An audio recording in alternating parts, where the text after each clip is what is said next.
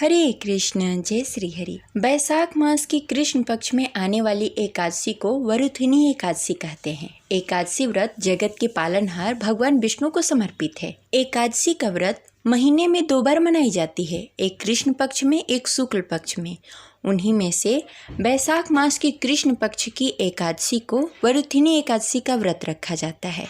माना जाता है कि वरुथिनी एकादशी का व्रत रखने से समस्त पापों का नाश हो जाता है, पुण्य फल प्राप्त होता है और इसके साथ ही मोक्ष की प्राप्ति होती है।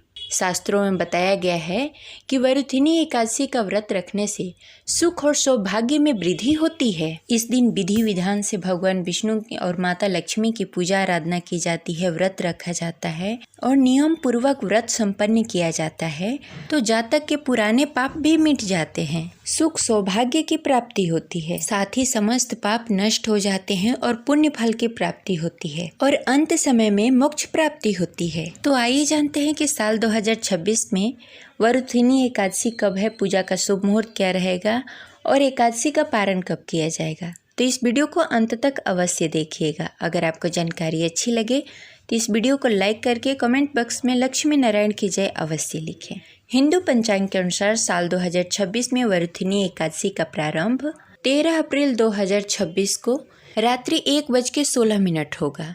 यानी कि देखा जाए तो ये 12 अप्रैल की देर रात्रि रहेगी और इसका समापन 14 अप्रैल को रात्रि 1:08 पर होगा। यानी कि यह 13 अप्रैल की देर रात्रि होगी। इस अनुसार 13 अप्रैल 2026 दिन सोमवार को वरुथिनी एकादशी का व्रत रखा जाएगा। इसी दिन गृहस्थ जन और वैष्णव जन दोनों लोग एकादशी का व्रत रखेंगे। एकादशी व्रत का पारण 14 अप्रैल को सुबह 6:54 से 8:31 तक रहेगा। इस शुभ मुहूर्त में आप व्रत का पारण कर सकते हैं। एकादशी व्रत का पारण हमेशा शुभ मुहूर्त में और शुद्ध और सात्विक भोजन से करना चाहिए। पारण करने से पहले गरीब जरूरतमंद लोगों को दान दें, ब्राह्मण को दक्षिणा दें और उसके बाद ही व्रत का पारण करें। एकादशी व्रत में दान पुण्य का विशेष महत्व होता है, तो आप इस दिन दान पुण्य अवश्य करें। आप गौ सेवा भी कर सकते हैं। गौ सेवा करना बेहद ही उत्तम माना जाता है। इससे समस्त देवताओं का आशीर्वाद प्राप्त होता है।